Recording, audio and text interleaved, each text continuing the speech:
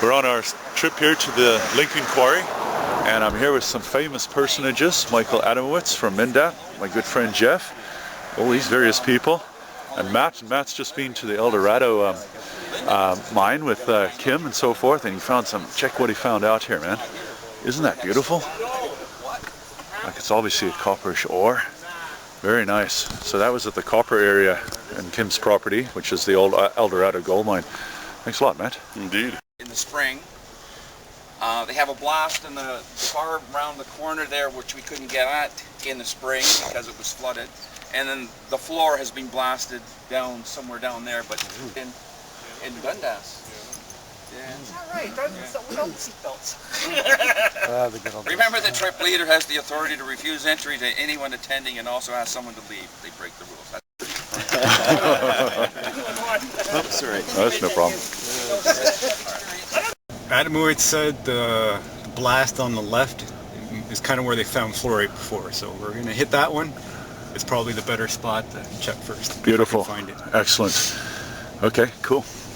Start thrashing. Don't let anyone in front. That's unethical in the mineral world. You who owns that car, we are very angry. The green guy. The green guy. This guy he was good. in front of us, no? Yeah, no, he's good. Okay, it's fighting time. Jeff and I were here early for good reason.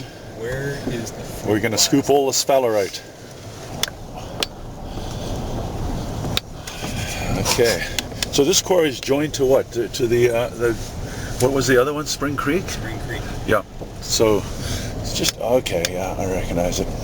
I believe it is the Lockport Dollarstone that's holding all of these vugs and cavities, but in particular, this area has sphalerite, and as Michael points out, he's found some really good galena in this area, big cubic kind of crystals of galena. So we're thinking Michael Adamowitz is really the expert in this area, and he's just advised us. We were talking about going to Dog Lake recently, but he's suggesting head up to the River Valley Occurrence for the garnets, so we're going to probably give that a shot in about 2 weeks. This Jeff, he's like a madman. He's just zipping off into the... Here's the quarry. It's just like a maze back here. There's all sorts of large... You know, that's where we came from. Just one huge... sphalerite, galena, that's what we're looking at here.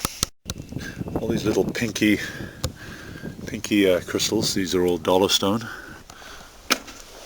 So when you look at the quarry wall up at the top, going down, you can see distinct layers of certain kinds of minerals concentrated in them, all these white specks along here. That's obviously a selenite. Certain areas, different layers of calcite. You know, some areas will have galena, maybe a bit of fluorite, but this quarry is not so well known for its fluorite. Jeff's just found a nice pocket of sphalerite. Look at that. I'll come back to it. Zinc blend. That was very nice. That's a good find. This huge grey rock behind me. I can see there's lots of little sphalerite crystals along the edges and the seams. So that says to me there should be pockets within the rock with even larger crystals. So I'm going to focus my search for sphalerite in this kind of rock. And obviously looking for the pockets. I mean the whole area, it's all been altered by hydrothermic react, like water bubbling up from deep down millions of years ago, and that's what's deposited the calcites, the sphalerites, all of those kind of, you know, the fluorite, the barite. It's all been affected by these hydrothermal fluids. No sooner said than found. Look at this. Some really nice big sphalerite here. Kind of reminds me of Rundle Mountain outside Banff, just by the shape of it here. I remember I went up there when I was many years ago. I think I was about 18. Anyway, see this crack?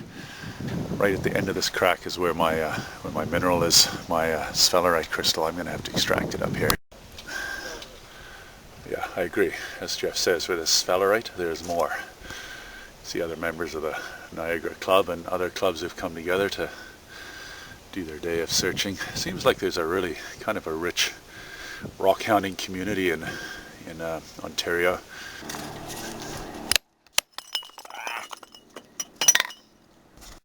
So as I'm nibbling away along the top here, I'm finding crystals all along here, big sphalerite crystals. thumbnail size, I'd say. So obviously here's a spot I want to stay.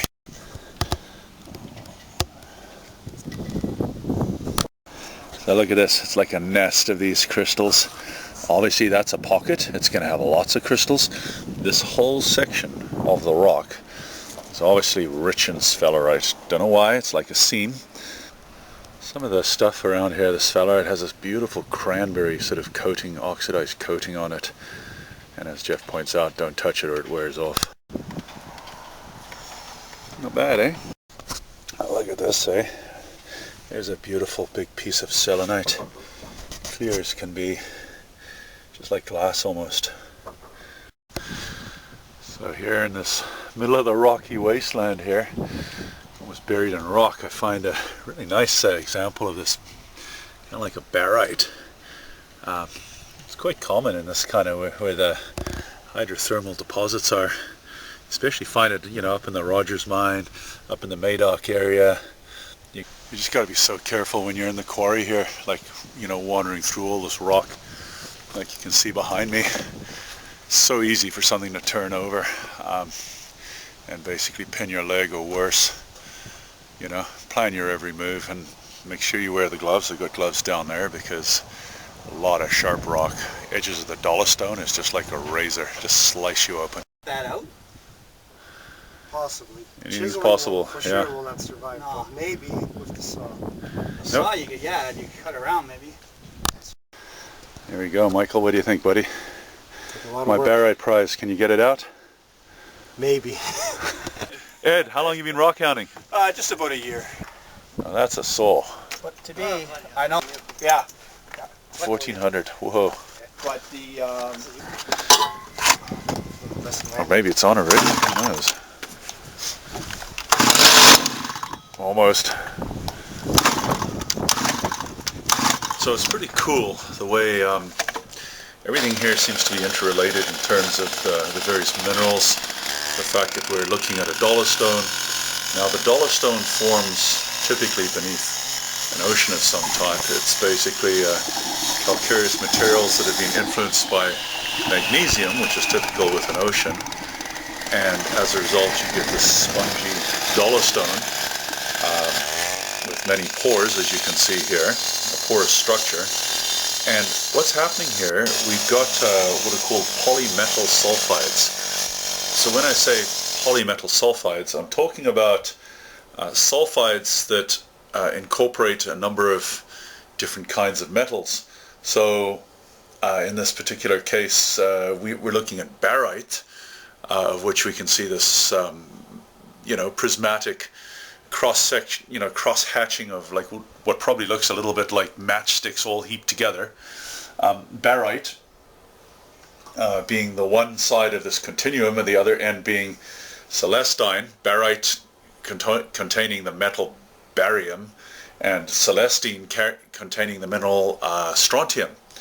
Barium, what is barium? It's a heavy metal, also known as heavy spar. They use it in drilling because they require it for the mud that they're actually using in the actual deep well drills.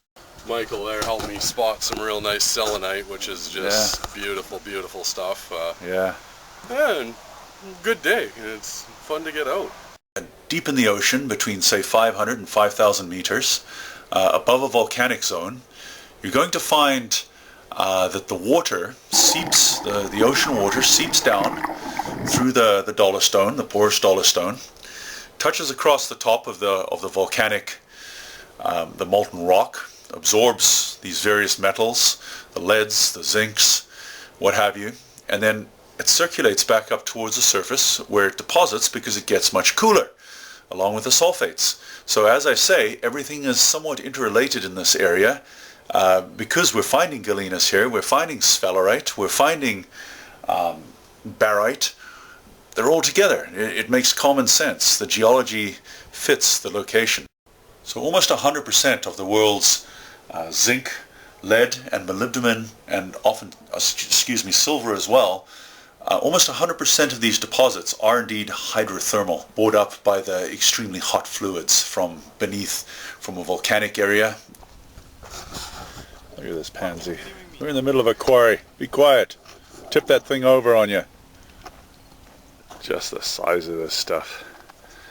Really is quite a phenomenal looking machine. I know it's just a standard earth mover, but what do you call this thing? I don't know. Look at the teeth on it, eh? Here he comes. I thought you'd be kicking the goddamn thing. What's wrong, Princess? I thought you'd be shaking it. Yeah, basically to crush the rock here to make gravel for expansions on the highways, the QEW, that kind of thing. That guy, okay, he's not a building inspector. The city used, Okay, anyway, this is the plan here. Always number 6. Yep, that's us. CC FMS, okay. So this is just part of the way we do it. Now what do they use you for, dude? It's not building inspecting. He's a professional, what? Classified. Black Ops. Is that the highlight there, Jeff? I think so. Oh, that is nice actually. Oh, dude, I like that. I like that too. Yeah.